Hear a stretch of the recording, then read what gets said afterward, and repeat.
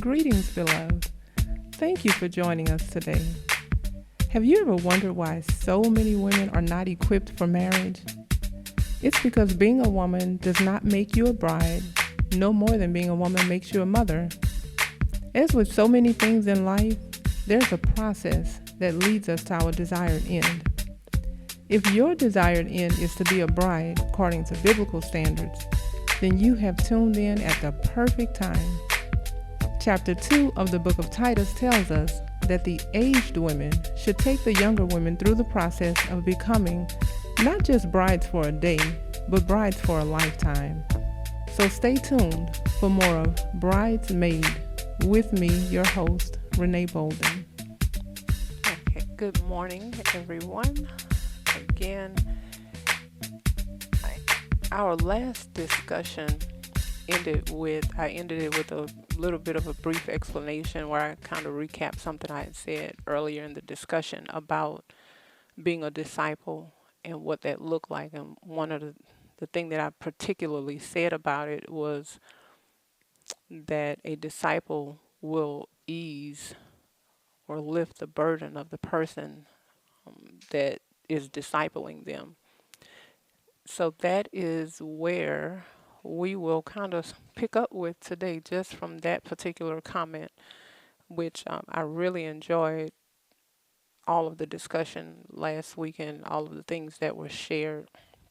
And I hope that we will take the things that we're hearing in the discussions, the things that we even share ourselves, and hold on to it, because I have found that as I meditate on it, think about those things, I find that it helps me as well, just kind of looking back on it. So I hope that we are doing that we are really paying attention to the things that are being talked about and discussed, because it seems to me that it is with what we discuss in the bridesmaid, the same as it is when we are hearing the Sunday sermon, that we can look forward to come up in some form or fashion. We're getting some answers for a test in advance that we will be prepared to pass, basically. So, of course, we're talking about wives to be, how we can maintain our marriages, how we can have the marriage really that God intend for us to have, not just be married, but to really do it God's way, to do it the right way, so that we are actually enjoying it, we're benefiting from it, and by default others will benefit from it also. But one of the things that I know without a shadow of a doubt is that if we don't understand the purpose of something, and I think we've kind of talked about this a little bit in some of the previous discussions, if we don't understand the purpose of something, then we will not be effective in using it or carrying out whatever our part may be in being connected to this particular thing or even person. And I'll say this, a lot of women are disconnected from wifehood and just their very nature. And I think about how, we can look around today. And I kind of mentioned some of the things that I've seen in public, and we've all seen some things, especially, nowadays we see people fashioning themselves in a way that can be confusing. That it can be difficult to tell the difference between a male and a female, and that is just indicative of people being disconnected from their nature. I'm there's an old saying, and I don't know where it came from, but people would say that you dress the way you feel. The It's indicative of how you feel and what you think about yourself. And if you feel feminine and you feel ladylike, you are going to dress the part. You are going to live the part. So when we see these confusing manifestations if you will, in public where we can't tell the difference between, who's the male, who's the female, because people have accepted this as normal. It is just simply a telltale sign of the disconnect that has taken place. With that also comes what we see playing out in marriage. We can make the mistake, and I'm gonna just kind of, I guess, add this as a side note. We can make the mistake of thinking, well, I feel feminine, I look feminine, I walk feminine, and things like that. But even in that, you can still be disconnected from your very nature, and that's kind of where the focus is of this discussion, is how we can be in a place, we can be in a position, but if we're disconnected, we're still not going to live that out. That is so important for us to understand. I had a thought that I'm going to share with you, and it came from me. I was reflecting on the third chapter of The Valley of the Shadow of Death, and just kind of reflecting on just how powerful that chapter was and just some of the information shared in it. And I thought back to, and it's not verbatim what I'm saying, but it's just kind of a sum of it. My Heavenly Father sent me to this earth to do a job, complete a task or an assignment. Like He sent me here to do something. When I thought about that, one of my immediate thoughts following was that of Jesus Christ. How, the word says that He was slain before the foundation of the world, but then He came in flesh and He walked among us, but He came for a purpose. He was sent here to do a very specific thing.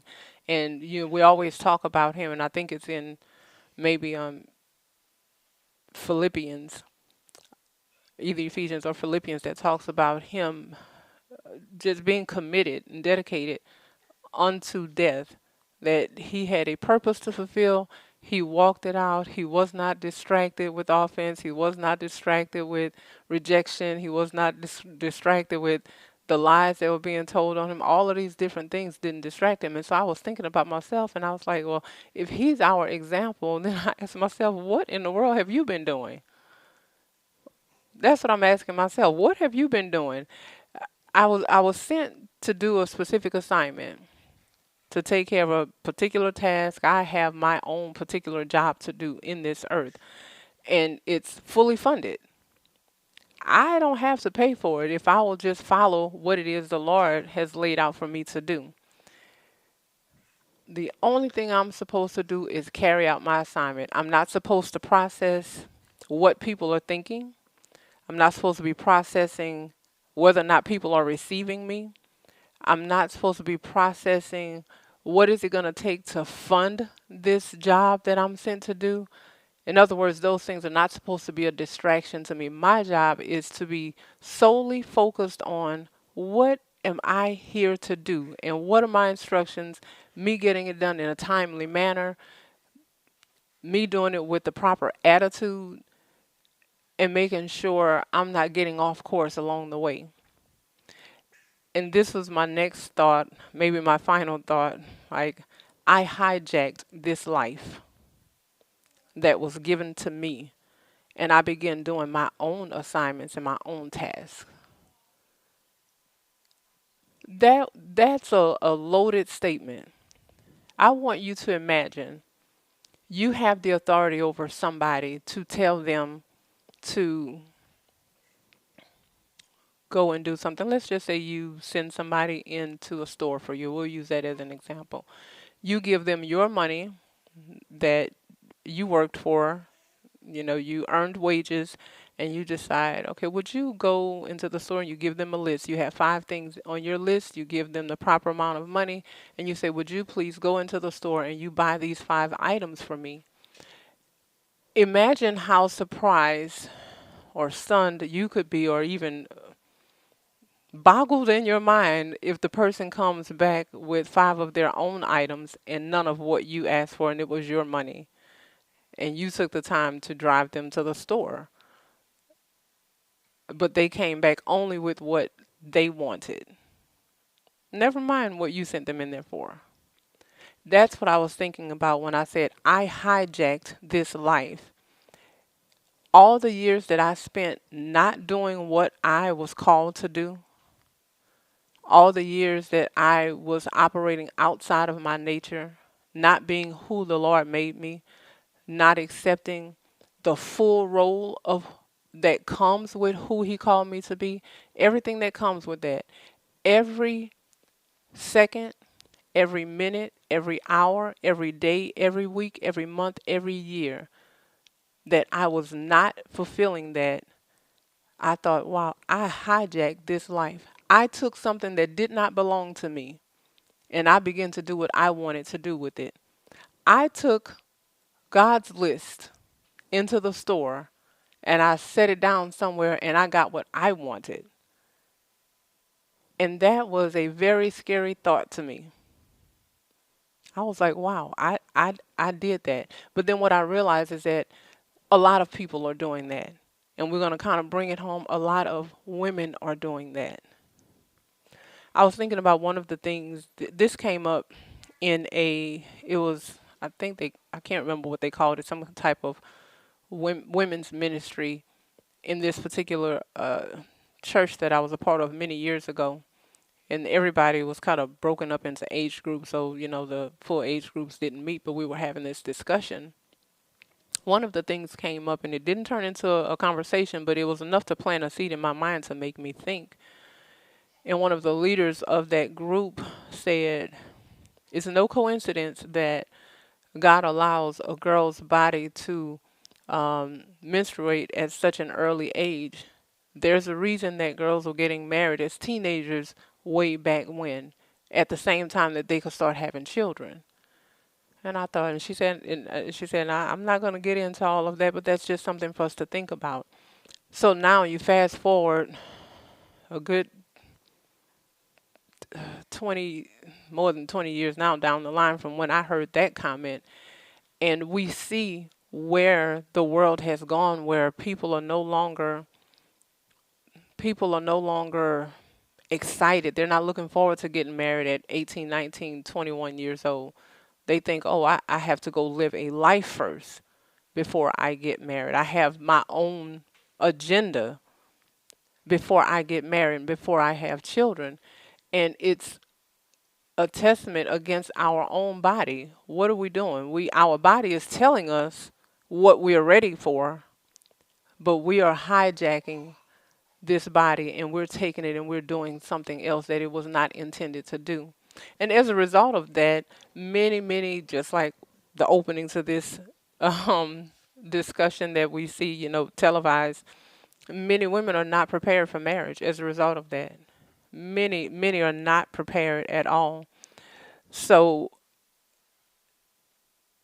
another question and this is a question for all of us, since we ended the last discussion, talking about the disciple and how a disciple is going to lighten the burden.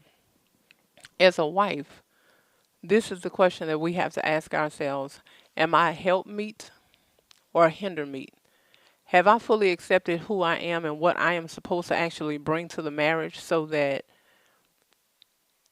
I'm not disconnected from wifehood and that I can actually bring something to the table that will lighten the burden?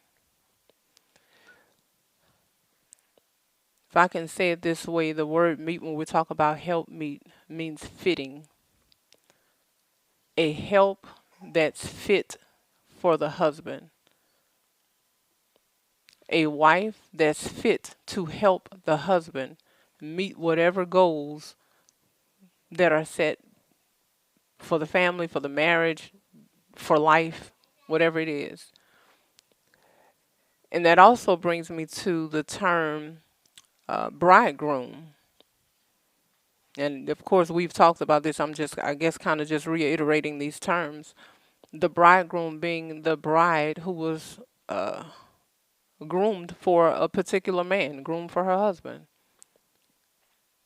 And that, of course, makes me think about he who finds a wife finds a good thing, meaning you're already a wife. You've already been groomed. You've already accepted who God made you. You're not disconnected from your nature. So we have all these things that go together that help us to see a picture of why am I here? So when I talk about the Lord sent me here for a purpose to fulfill an assignment and a task, we know one of the number one assignment and task of every woman in this earth, as I believe it, to be so what we see laid out from the very beginning of time, be fruitful and multiply. And I know so many women want to act like that's such a slap in the face, or it's minuscule, or it's something demeaning. And I feel sorry for women who think that. I feel sorry for a woman who is menstruating and she is disconnected from the idea that she is supposed to birth children, that she thinks it's meant to be optional. We didn't have the option to choose it. That's the way we were designed. That wasn't optional. We couldn't decide at some point, do I want to choose this for my body? Do I turn the switch on or off and take another route? That was not, we didn't have the option to choose another ending. There's just one ending to this story, one storyline for this. And we are supposed to see the honor and the privilege in it. And I think it is very unfortunate. I feel very badly for any woman who thinks having children and being a wife is getting in the way of her life when that's what she was made to do. This is what happens when women do not understand what they were sent here for. Disclaimer, of course, I know that there are other things that we can do, but our purpose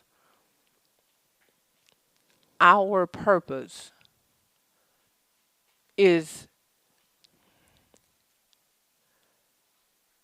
very well laid out according to how we were designed, how our bodies are designed. And we can't deny it. But except people are denying it every single day when they're choosing to say, I don't want to have children. I don't want to get married. I want to do what it takes to have children, and I want to play like I'm married, but I don't want the commitment. I don't want the accountability. I don't want the dedication. I don't want to put the work in. I only want the benefit from it. And even that benefit is just a fleshly, pleasurable benefit. I want the benefit of knowing that, hey, if I want to hug and kiss somebody, if I want to have this intimate feeling that I can get this without feeling bad about it. I want that. But I don't want the commitment and the work that comes with it.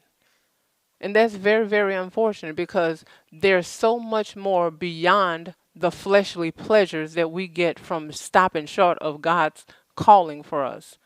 There's so much more to enjoy beyond that. So many people are cutting off the blessings of God for them, whether it's just spiritual growth, having a family, leaving a legacy, having a marriage of longevity, having a spouse that loves you and that you can love, because there's almost, it's hard to even describe and think of something greater than to share love with somebody where you can receive it freely and you can give it freely. That is something that every person has to experience for themselves. I can't explain to you how that feels. I can't explain to you what that experience is like. Every person has to do that for themselves to know the gift of God in it. You have to experience that for yourself, but so many people are falling short of that. They're stopping short of the blessings of God because they're not willing to be committed. It's just like a person not waiting to eat a meal that will provide nutrients, that will provide fulfillment to their body, and that they can just simply enjoy and say, I'll just eat a honey bun because I want to satisfy my flesh right now. I won't wait on the meal. I'll just eat the honey bun. And so many people live that life. They're passing up the steak, the potatoes, the broccoli, the warm buttered rolls, the freshly squeezed lemonade, and freshly brewed tea. And they say, oh, I'll just take a honey bun right now. And it's no comparison. What we accept in our flesh as a moment of pleasure, whatever that might be, is no comparison to the full picture of the blessing that God has in store for us if we will accept, number one, who God made us, see the honor in it, see a privilege, and don't allow the world and the standards of the world to dictate to us that we are somehow coming up with the short end of the stick just because we are following our Creator. He created us. He knows what we're designed to do. He knows that we he knows how he designed us and what we're supposed to carry out. And so to fall short of that, we are missing out on a whole lot. We're missing out on so much.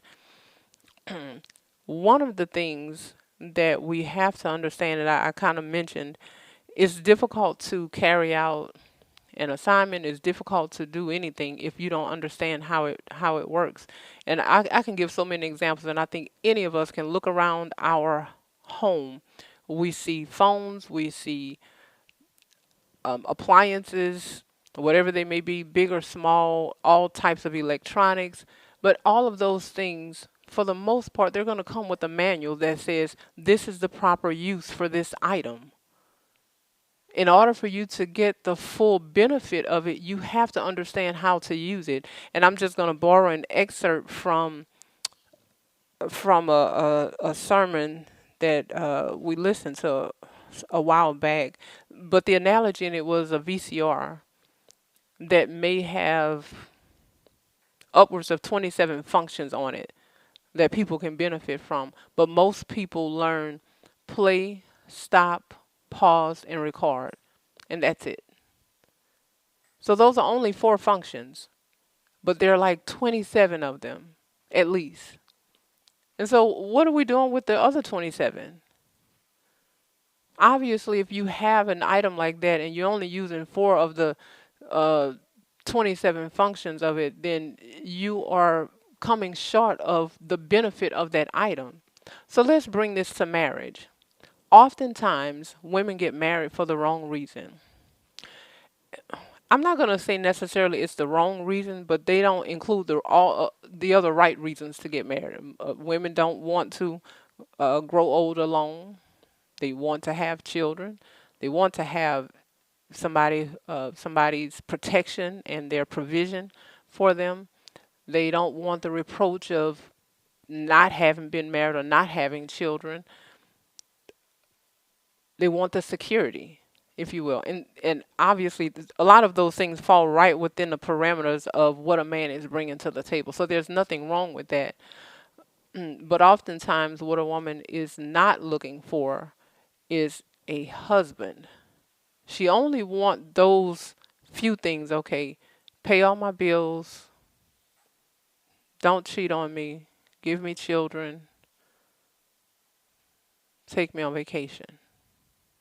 Uh, and of course, we went through a whole list of things in some of the previous bridesmaids about, what good men will bring to the table. I think I talked about Apostle Bolden. I talked about, um, it was about 3 other ones. What is his name? Boaz in that one. I talked about Abraham in that one. I think it was one other one. I can't remember who the other person was, and it might have been King David. I can't remember. But we went through this whole list of what a good man is, what a godly man is, what he's bringing to the table, what you benefit from. And it's so much more than those few things. If we will allow that husband to really wash us with the word, to love us, to groom, to be a farmer, to nurture us, to bring out the best in us, really, for him. For him, that's what it is. Him bringing out the best of us so that he can have the benefit of that from his wife. I want to share something. If we don't ever get to the point that we are really living to get to know our husbands and what his purpose is, we are not going to be able to be a wife to him. You're not going to experience the full benefit of marriage if you don't know how to be a wife because you don't know who your husband is. So it's not enough to just say, oh, yeah, he's a provider. Well, all husbands are supposed to be. Oh, he's a protector. Well, all husbands are supposed to be. So here's the thing, it is our job as wives to get to know the man that we are married to. We have to do that. We have to know what is your purpose in this earth. Because if I don't understand what your purpose is, I am not going to be able to help you fulfill it. If I'm so wrapped up in myself and I'm trying to, it can even be trying to be mother of the year. Because some wives don't move their interests outside of the home. Some wives are just, I want to be mother of the year. I want my children to rise up and call me blessed. That's their goal. But in that, just even in that statement and in that mindset, where's the husband? And again, we're talking from a biblical standpoint that we are not following the patterns of this world. Because again, I'm looking at the world and I'm looking at them failing. I'm looking at all these women who are fighting against their nature. They're disconnected from who God made them, and they're coming out talking about how miserable they are. So I'm not convinced that the way the world is doing things is the way that it works out best for us as believers. Don't tell me to take your route, and then when you get to the end of the road, you're depressed about it. You're looking back with all these regrets about what you did and didn't do because you disconnected from your nature. We have to get to know. I don't know how many different ways or times I can say this. If you do not get to know a person, you cannot help them. If you don't get to know your husband as a wife, what do you have to offer? You're going to have some very surface level things to offer if you don't know him. And I will use this example that I've used in the past before. What if, so my husband is a shepherd. So I know what his workload is. I know that he has to deal with people. He has delivering the word, helping people, counseling, different things like that. What if I was still back in that place where the only thing I'm thinking about are natural things and I'm just concerned about the color of the walls and how I'm going to, flooring and, bedding and things like that. That's the only thing on my mind is just all these natural things that will make me happy in a moment. I would like to go shopping for this. I would like to shop for that. I want to do this. I want to do that. And I'm not even focused on the spiritual things that's under his authority. How is the color of the paint on the wall helping him when it comes to him having to deal with just things in the ministry? How does that help him? How is he benefiting from me making sure I keep the most updated bedding on all of our beds for whenever we have guests? How is he benefiting from that? How is that of any eternal significance for him? Because again, we're supposed to be a help that's fit for him. That is a help that's fit to carry out help for his purpose. We are a part of his purpose. We are a part of the help. So how would that be beneficial to him if that's the only thing that's on my mind? I don't know anything about prayer requests. I don't know anything about emails or people, maybe emailing in or calling in about issues. I don't know anything about what his next assignment is that I need to be praying about. I don't know what his desire is in terms of what it is he has next on his to-do list for what has to be done. I don't know any of that. All I know is, I'm married and I'm secure and I feel good about my life. But what am I bringing to the table for him? Because again, that's a part of my purpose. I'm going to share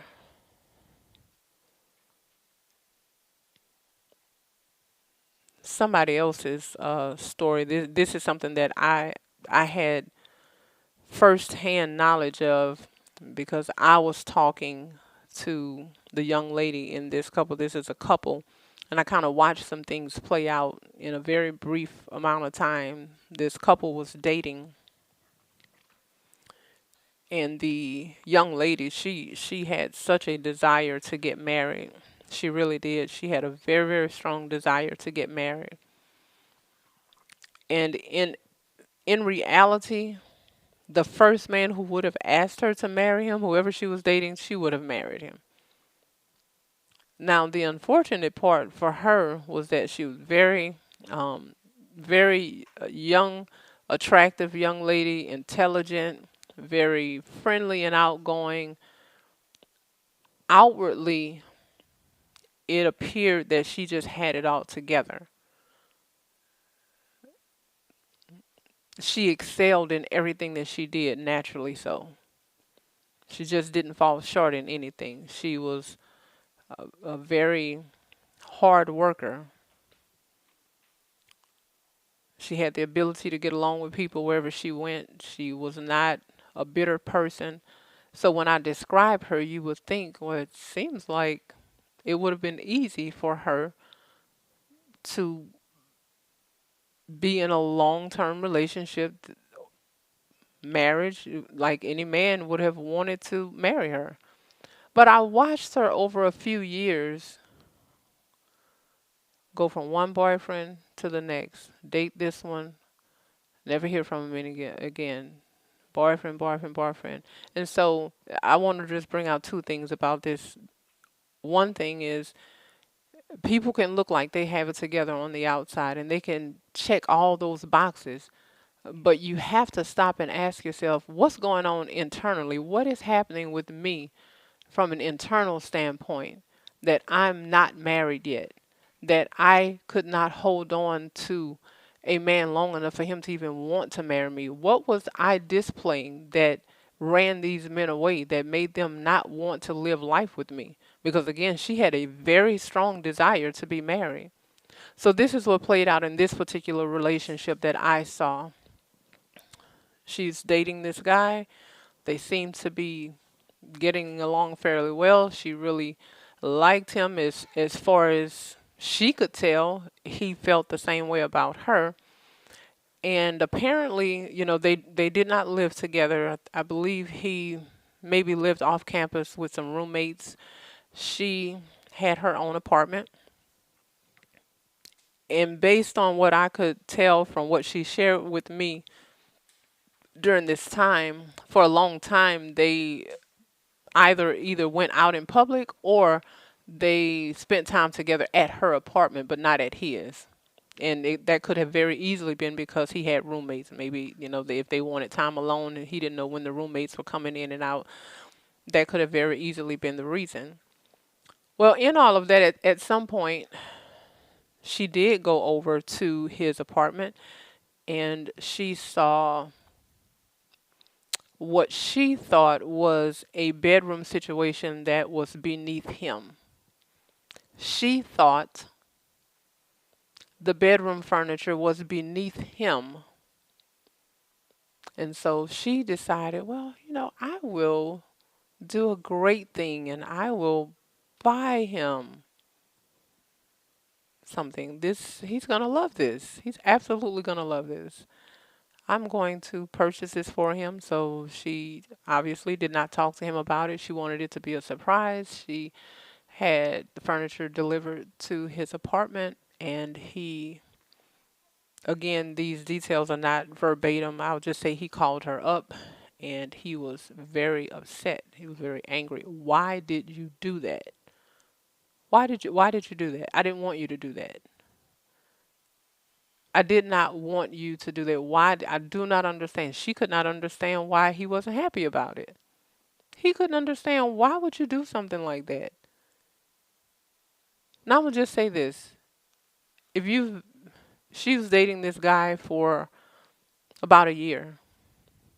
And if in a year he decided that his living quarters was okay with him, who was she to come in and decide that it wasn't? So for somebody who was sitting here thinking, well, what was wrong with that? Men and women think differently. This is what I can tell you about him. He was in school and he was focused on more than their relationship. He may have had marriage on his mind, and I think they talked about it at some point.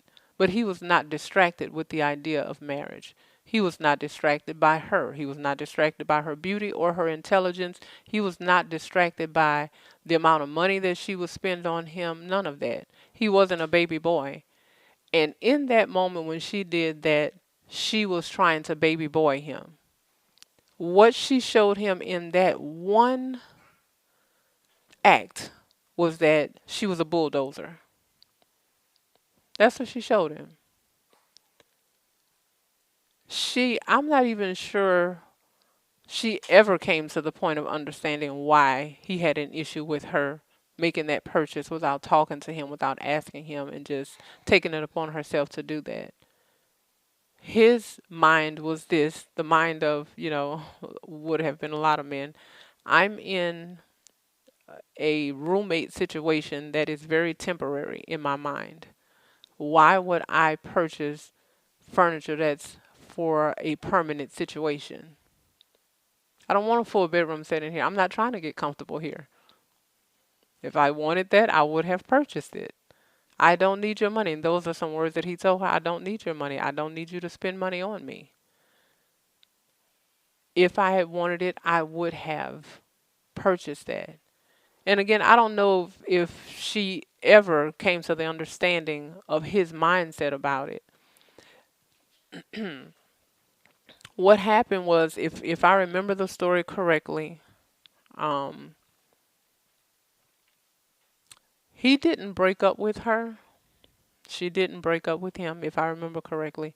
It was a slow pulling away where he already had a plan for his life and how his life was going to go. He had things that were coming up in a personal manner that he had to deal with, but he was not distracted from his plan. Again, he wasn't distracted with her beauty. He wasn't distracted with her sex. He wasn't distracted with her money. He wasn't distracted with her flattery. He wasn't distracted with any of that. He had a plan. Now, do you know where she went wrong at? Because she had this great desire to get married. She had a man who was clearly interested in her. She went wrong in the fact that just like he had a plan for his life, she had one for her own life. And it did not include becoming what he needed her to be at that stage in his life.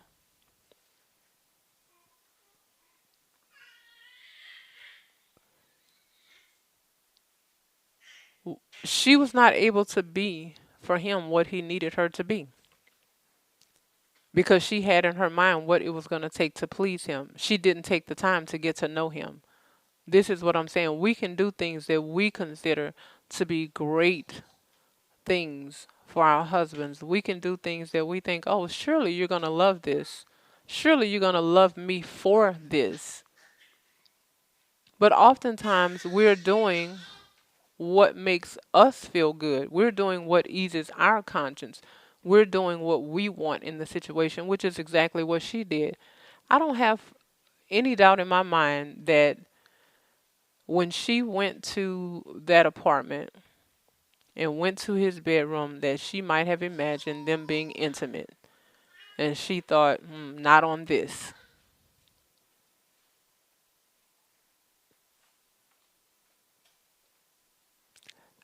We know from her actions and how far she took it that it was more than just a kind, loving gesture. Because it could have been a simple conversation of, oh, are you comfortable sleeping on this? Do you have back issues? Are you sleeping good at night? You wake up feeling rested? See, that was about him. And he could have answered those questions. Oh yeah, it's fine. I'm good with this. Okay, well fine. So the undertone was that it had more to do with her. Even if it was from the standpoint of no man of mine is going to be sleeping on an air mattress, that's still about how it looks to her and in her mind.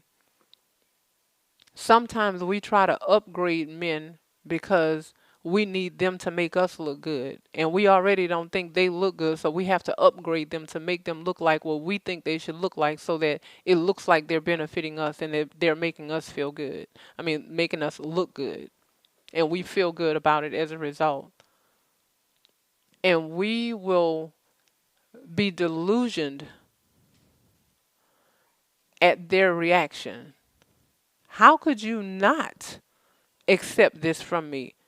How could you not see this as me expressing my love? How could you take this and just treat it like it's nothing?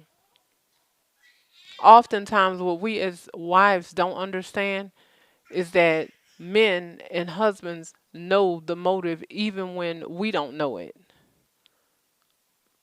See, if I'm a wife and I'm submitted and I'm really getting to know my husband so that I can be a help that's meet for him, then the things that I do, I'm going to be able to have conversations with him to learn what he likes and what he doesn't like.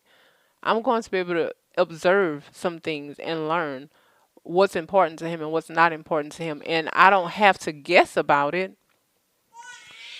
I don't have to guess and say, okay, well, I'm going to just take a stab at this. I like this, and so I think you'll like it too because I like you. And so surely that's how it works. And that's not how it works. And a man can see, and this is something that we miss. And this is the way men process it. This is the way husbands process it. You're not submitted to me. You don't seek me for guidance. When I tell you something, you disobey. So when you're trying to do something nice, why should I think it's about me? That's proof that it's about you. Because if what you were doing as a wife was about me, you would be obeying me. You would be submitted to me. You would be following through on whatever it is I asked you to do without a bad attitude. These are the things that he will see displayed. So when one portion of it is not there, then it's a signal to him that okay, this marriage isn't about you doing anything for me. This is about what you want in it. This is about what you can get out of it. This is about how you feel. So when I say that the husband can clearly identify that no, you're not in this like you need to. So when you come with your gifts, no, it's not acceptable. No, I'm not excited about it. No, I'm not drooling all over it. No, you didn't just take me under your spell with your flattery or whatever the case might be. It didn't work because there are clear signs that you're not in it for him to begin with. Because you can't say, oh, I love you and I care about you and I'm here to help you, but I'm not going to submit to you. I'm not going to obey you. I'm not going to follow you. Oh, but I love you and I'm here for you and I'm committed to you and I'm here to help you and I'm your helpmeet. But I'm not submitted to you. I don't obey you. I don't follow you. You can't tell me anything. I'm offended at you. The two just don't go together. And so in that very simple example in that relationship, a simple conversation from her to see how he felt about sleeping on that would have made it about him, and that could have kept her from making that particular mistake. Again, the only thing it showed him was that she was a bulldozer, if nothing else. You wanted something new in here, and you did what you wanted. Now, he refused it, and he sent it back. He didn't accept it. Why? Because he knew that was more about her. And that's what we'll find in marriage as wives, that a real man, a solid man, especially a man of God, is not going to be, He's not going to be distracted with these surface things and outward shows that could appear, where you appear like you're into him, because he understands what's going on. If and again, I'm just going to use, matter of fact, I'm going to use a more everyday example, because everybody's not going to be married to a shepherd, right? So let's just say your husband is not a shepherd, he's not a pastor, but you're married, and he feels very strongly that the Lord wants him to operate a business.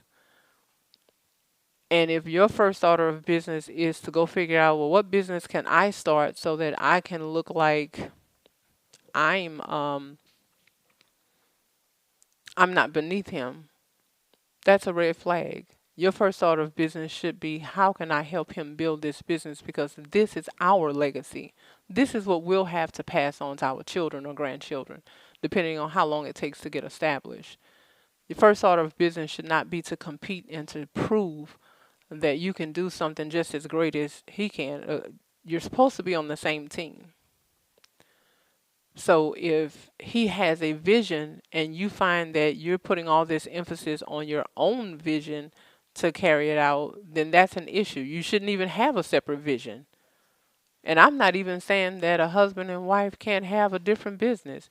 If the wife's business isn't getting in the way of her husband's, and he's okay with that, if it's not taken away from her ability to help him, because again, we're going back to what we were created to do, who we are created to be, and that is a help that is fit for our husbands. It will be fitting for me to learn him, learn the way he thinks, learn the way he wants to do things, learn the business, learn how he wants the business run, learn what it takes, be a resource, be willing to do research, be willing to pick up trash off the floor and empty garbage cans if that's what it takes to make it work. That's how we show that we're all in, that we're actually a help that's fitting for him. We learn him, we learn his vision, we learn his desires, we learn what it is God placed him here for. And it's not going to be the same for everybody. So we have to get to know our own husbands. That's why that word tells us to obey your own husband. But you have to get to know him. You have to know what it is, who he is, and what it is that the Lord sent him here to do. That is so, so important. So in that particular situation, as I said, she wasn't prepared to move with him because she had her own thing going on. And don't get confused when I say she had her own plans for her own life. It doesn't have to be you necessarily going to school. It doesn't have to be you going to work somewhere, having a career. It doesn't even have to be you having your own business. It can just simply be you not being into your husband, being checked out. That as long as you don't let the children get too far out of hand, back me up with the discipline. As long as you pay the bills, make sure we can eat. As long as you do whatever, then I'm fine. I'm good in this marriage.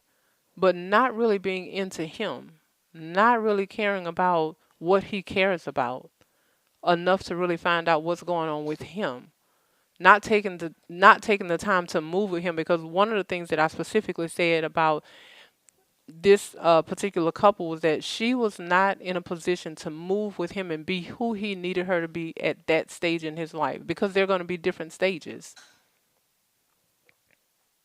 What he needed from her at that time was not necessarily what he might have needed from her 3 years down the line. But you have to know a person to know where they are in life, to know how you can be of a help to them.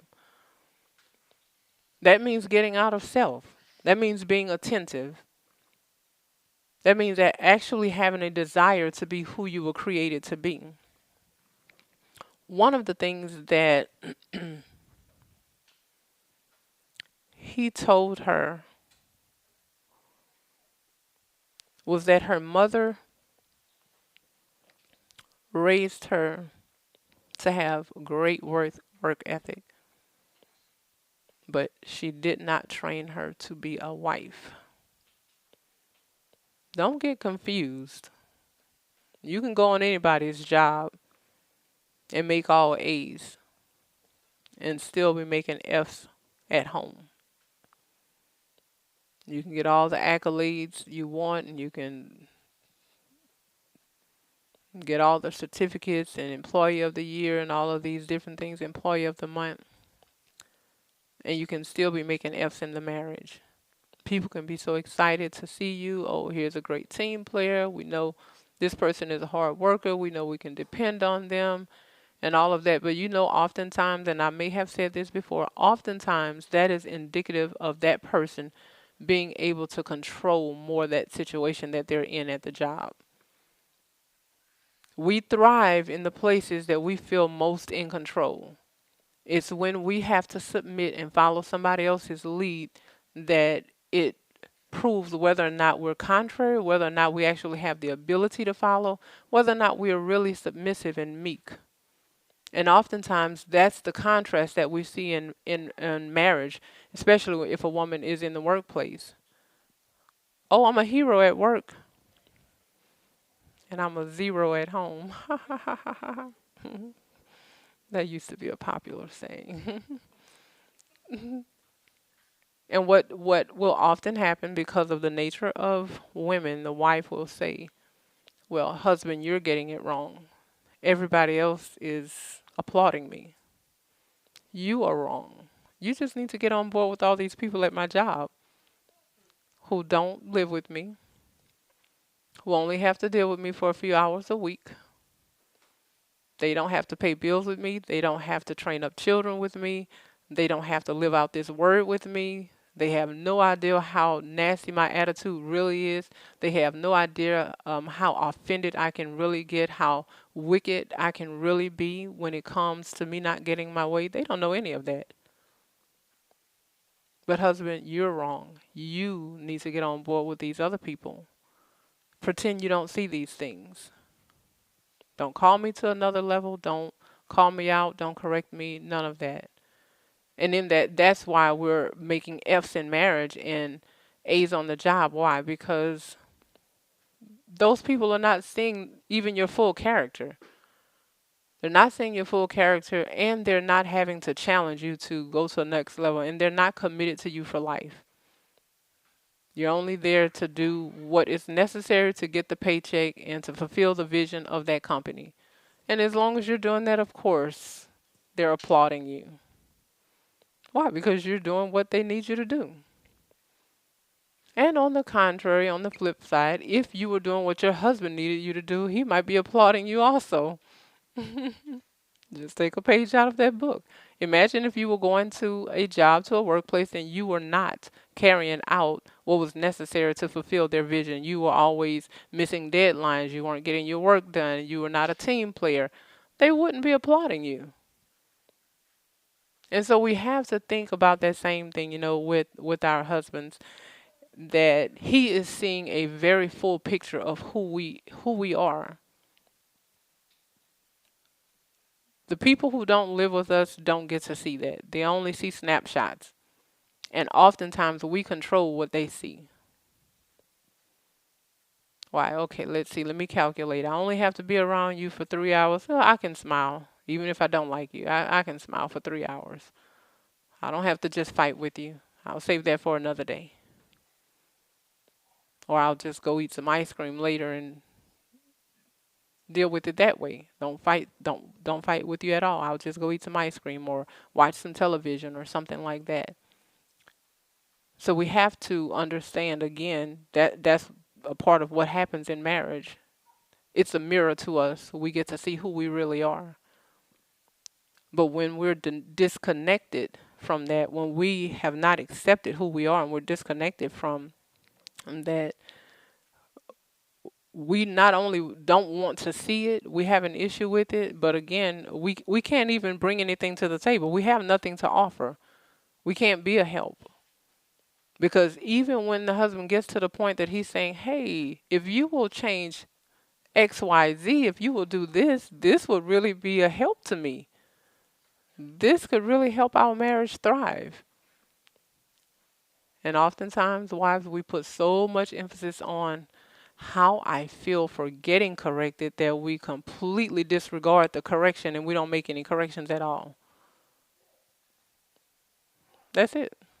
And then we're stuck in this cycle of, I got corrected. Woe is me. Does he really love me? Is this working? Is this going to last? Never mind, he just told you what he's going to do to make it last. We're just going to completely act like we didn't hear that part. It's just woe is me. And what happens is what is exactly what we see happening today. Because you don't have to be in the marriage for that to play out. It's just a mindset that you have where you're not accepting, marriage isn't important, a husband isn't important, children isn't important, family is not important. It's just me and what I want.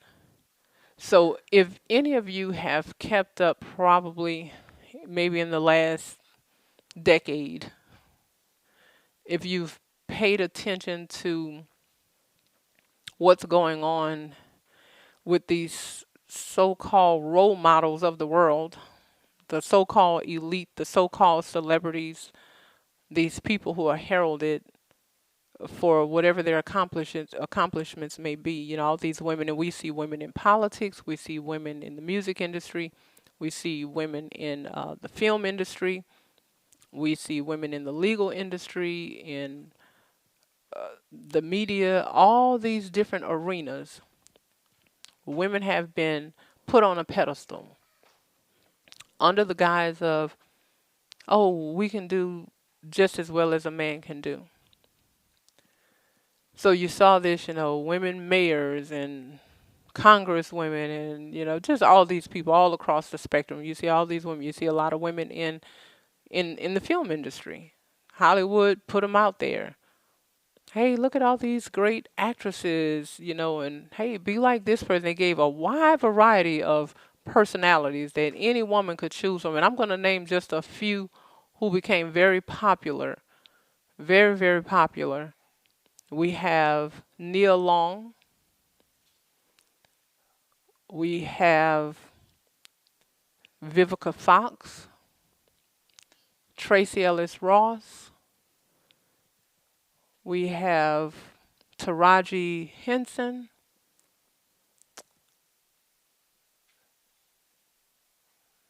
Who was, what's this young girl's name? Who played Akilah in the Bee? Keke Palmer. Just to name a few. All these people were pushed out there. And we can go into the music industry and name a whole lot more names, just different people who were pushed out there. I'm just going to use them for an example because they play roles in movies that people identify with. See, everybody can identify with being a songwriter, a music star, and things like that. But a lot of times these people have been put in roles in movies and they play these parts that women identify with, whether they identify, oh, this is my personality or this is who I want to be. I want to be like this person. And what happened? They get starstruck and begin to follow these people and want to fashion themselves after these women. And they dig into their personal lives and they say, oh, well, this person isn't married. They seem like on screen, they appear to be very happy. In the public view, when they're doing these interviews, it looks like they just have it all together. They have all this money. They have, all these men falling all over them. And, oh, I want all this attention that they're getting. I want the money. I want the house. I want the look. And they've been pushed out there in the media to be role models to people, only to get 20, 30, 40 years down the line at 40, 50, and 60 years old to get to that point in their life to say, wait a minute, I'm still not fulfilled. I still have a void. All these things I did. I have all these, and I don't know what they're all called, Grammys or Emmys and doves, and I don't know what all those things are for, but I have all these awards that people have given me, and the world is saying I'm fabulous. So why am I here at this state in my life and I'm still feeling empty? This is what these women are saying. There are so many interviews with women talking about how their lives are falling apart, but they've been heralded as being successful without a man and without children, no family, no grandchildren, 60 years old, don't have children. Time to move into the next phase in life where you're being a grandmother and a true example and passing on wisdom and don't have it.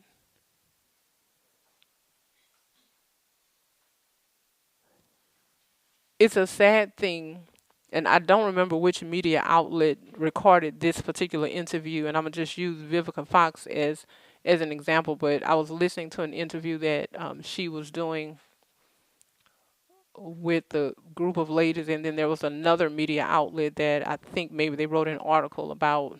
They quoted, some things that she said about she got married the first time just because, hey, everybody else around me is having a fairy tale wedding. I want one too. Well, that's one of the most selfish things. I want you to spend money having a wedding to present me to the public just because I want to do what everybody else is doing. I'm not even taking this seriously. I don't I have no commitment to even be with you. Just give me what I want. What I want is to look good to all the people around me who are getting married and who are having these lavish weddings. I want my day to be a princess also. So then that didn't last but a couple of years. No surprise there. And she spent the next few decades building her career and being uplifted by the public, only to get to 60 years old to say, okay, now I think I'm ready. I'm ready for marriage now. Yeah, I think I'm ready. At a time when I can't even have children with my husband. Where are the children? Where are the grandchildren? Where is this life of unselfishness?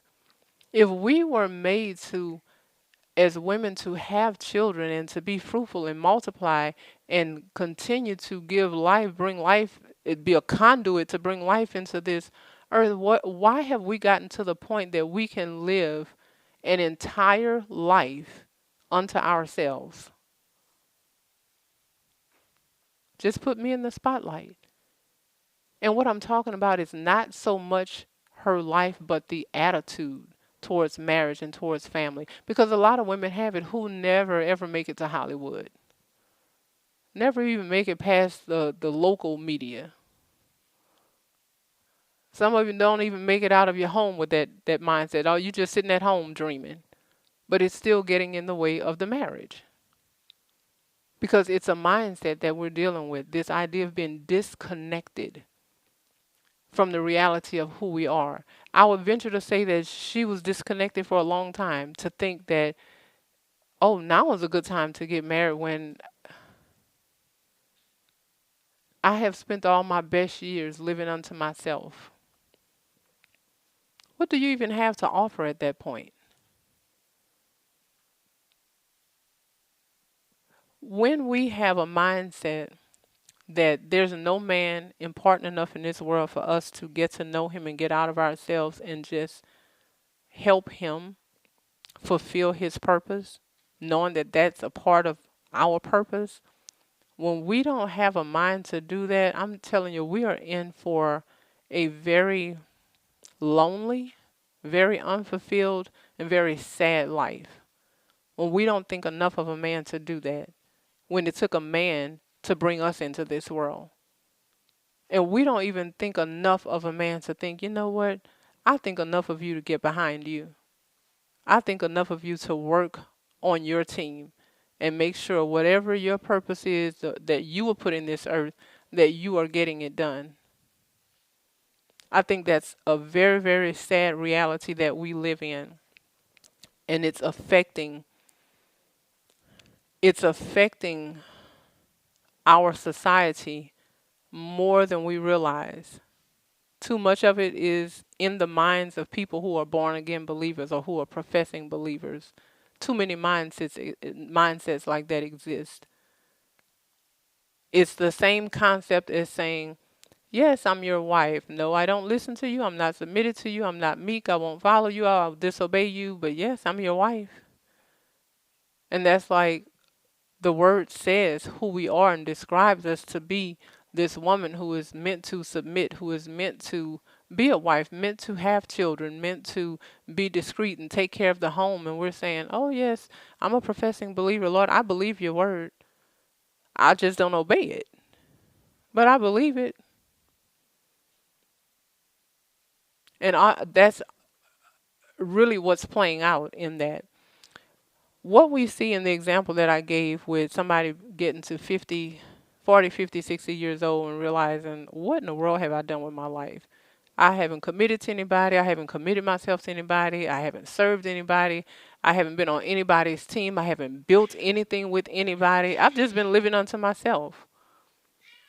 This is w- this is what happens. This is I'm going to use this to describe what's happening in that. When you don't get it right up front, it costs you more work on the back end. So what happens? You you don't follow examples that you might see, you don't follow guidance that you might get, you don't even pay attention to the trends of where people are and what's happening. Okay, let's just say I admire this person. Well, let me follow them and see what's going on in their life or people like them. Is it really working out for them? Or let's look back in the past at people who have done the same thing. I admire this person, but let me look at some people who are like them. You know, when I was growing up, I used to hear all the time, and I'm gonna get back to this saying quote that I just used about when you don't get it right up front, it costs you more work on the back end. When I was growing up, it was a very common thing to hear older ladies just mention and say anything along the lines of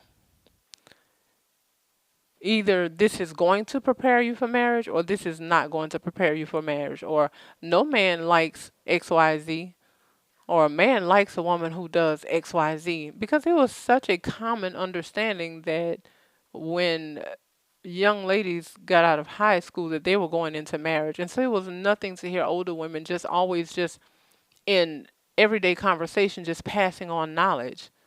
You know, a man likes a woman XYZ, whatever you can, whatever they might fill in the blanks with. That was common because again, it was a common desire at the time that, hey, I want to get married. You know, when I was graduating high school, you know, when I was in high school, people were looking for uh, husbands. They weren't looking to just date somebody every few months and break up and date somebody, and they were like, okay, that was a common mindset. Whoever I high school sweetheart, hence the term. That's what most females want. I want whoever I date in high school. That's who I want to be my husband. Period. But now we've abandoned that. We've abandoned the idea of us even being made to be somebody's wife. As a result, we get to 40, 50, 60 years old, and now we have to just about become a carnival to get a man's attention. See, whereas back then, when we were more moldable, we were meek, we were steerable, we were easier to get along with. We didn't have all these grand ideas about life. We had not been tainted with so much pride, with all the things of life. We had not been tainted with all of this. We were in a better position to be somebody's wife. So now what happens? We get to the end. We've already given a great part of our life and then the greater part of ourselves to the world, to a world that wasn't even committed to us. Nobody's there at night. Nobody's there when you're all alone and you're feeling this void and you're like, wait a minute, what have I been doing? What am I doing? All those people that were uplifting you and telling you you were great and grand and wonderful and all of this, they're not there to share those moments with you. Why? Because there was no commitment. So now what happens is you get to this point and you have to do more because now, men want their seed in the earth. They want to expand their family. They want more children, but that's not all they want. They also want somebody that they can have a conversation with, somebody who respects them, somebody who admires them, somebody who wants to build with them, somebody who thinks enough of them to just listen. So now you have to go to therapy just to learn how to listen to a man and be into a man because you spent your whole life just only thinking about yourself and living for yourself and being into yourself. You have to go to therapy just to learn basic communication skills. More work on the back end that could have easily just been lived out and constituted at very early on before you got tainted. And then, hey, let's say we want to have children. Do we have to go adopt children because I let myself get to the point that I can no longer have children? So I don't even have that to offer you. So let's just say adoption is a thing. We got plenty of people who have children that need to be adopted. But, that's still more work on the back end. Because there's a vetting process and there's a lot of money, there's a lot of time, there's a lot of things that could even go wrong. So it can be a very long, drawn out process, especially in the United States, which is why a lot of people go over to Russia and adopt, and bring children back.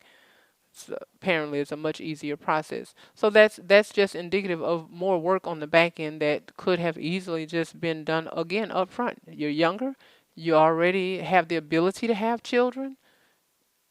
Why not commit at that stage? It's the selfishness of it. And I'm just going to use this one example, as I'm getting ready to close this out, that of course we come and we do the video work and all of that for bridesmaids, and anytime we're just recording we have this video work to do. And I was watching my husband do some video work last week after we finished, and he was showing me some new feature that he found on a computer. But the reason he found it was because there was something missed up front. The video work that was being done up front only required one step.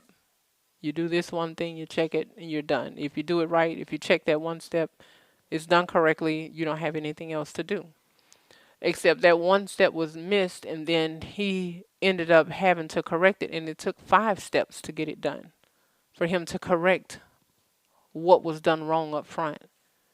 And oftentimes, that is the way we're living and living out marriage, or even entering into marriage with that type of consequence, if you will.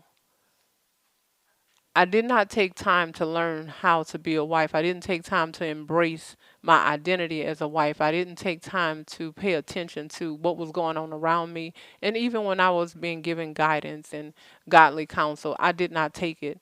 And that doesn't even have to be when you were 20 years old. It can be at any point in your life where you had the opportunity to be guided, to be trained in the word, to be trained as a wife, to be molded into a wife, and you just refused it. And so then what happens is you're ready to get married and you have to play catch up. You have to do more work to get rid of the attitude. You have to do more work to get rid of this issue with authority. You have to do more work to get rid of the pride of I know better and you can't tell me anything. You have to do way more work just to get to the base level of that, when all we have to do is, again, we don't have to say, "Oh, I wish I had done that when I was 12 years old." No, I wish that when I hear it now, I will just take it and apply it now. We can't go back to 12 years old. We can't go back to 15 or 18 or anything like that. So we don't need to cry over spilled milk. But what we do need to do is realize where our mindset is today. Where has our mindset been for the last year when we've been hearing these um, words come through in discussions, the things that are meant to guide us and to lead us? Where has our mind been? Are we making excuses and excusing ourselves and say, "Oh yes, I hear you talking about that, but that's not me.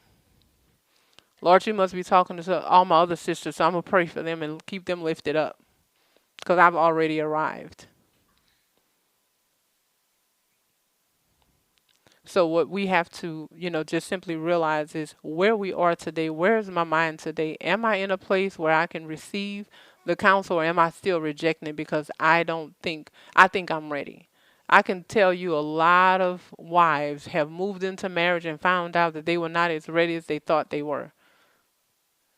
It's a whole lot harder when if you've already been practicing not being submissive, having an issue with authority, you talk back, whether it's with your mouth or in your mind, you don't follow anybody, you're independent, nobody can tell you what to do. I'm going to sneak and do things that I want to do. I'll ask for, forgiveness later and never ask for permission, and I'm going to get my way in situations no matter what. I'm going to bulldoze, I'm going to manipulate. If you live that way and that's what you practice, that's exactly what's going into marriage. So we have to be honest with ourselves. We have to pay attention to how we have been responding so that we will know if we are disconnected from the reality of who we are. Have we disconnected from wifehood? Have we disconnected from our identity? And is it hindering us from being the help that we need to be? Are we hindering the vision, or are we helping it? Are we hindering the marriage, or are we helping it? And that's the question that we need to ask ourselves, and really the answer that we need to come to very quickly. Again, whether you're a wife or not, whatever your mindset is when you move into marriage, that's what you're going to see play out. It doesn't matter how much knowledge you obtain from sitting and listening and observing. If you don't get it into your heart, and if you don't see those changes taking place prior to you saying I do, what's going to happen after I do is exactly what's happening before I do. And so I pray that we will, take heed to the things that we're hearing so that we don't have to do so much work in marriage to undo the negative things. Our work should be towards the positive things because we're going to have to work no matter what. We're going to have to work at marriage, but we don't need to add so many negative aspects to it that we have to work on and try to dig ourselves out of these different holes that we've dug for ourselves. We can work on and when I say the positive sides, I'm going to just give this example as I close this out. We can work on getting to know our husbands, number one, learning his language so that, because let me tell you, communication is a huge deal. Why? Because men and women are never going to think alike. The man has to be able to lead, so he's not going to think from an emotional standpoint. And we have to be able to come to the point that we understand the communication. So we have to learn his language. We have to know what his purpose is, and we have to be able to reject offenses that are meant to distract us from knowing his purpose and being there for him to fulfill that purpose. So when I'm talking about positive, the positive work, all of these things lead to the longevity. It leads to commitment. It leads to the bonding between a husband and a wife. It leads to a husband and wife becoming one and having a stable foundation to pass on to children, to grandchildren, something for them to look at. The positive is making sure we get to the point that we can say, oh, we did argue the first few months, but we got over that. We're doing it God's way, and we haven't argued in decades. You can do that too. To be able to pass these things on to people where we are living out the positive, not spending all of our time trying to work out the negative that we should have worked out before we said I do. So again, I'm going to just go ahead and end it there in the discussion there, and just share this last thing, as I always do. So fitting for today's topic anyway. We were put on this earth to fulfill a purpose.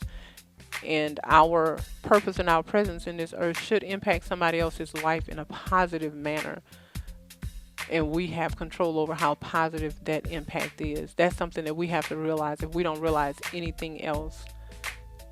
That's the one thing that I have control over. I have control over what attitude I bring when I'm doing work for you. If I call myself servicing you and doing something for you, I have control over the attitude that I bring to the table.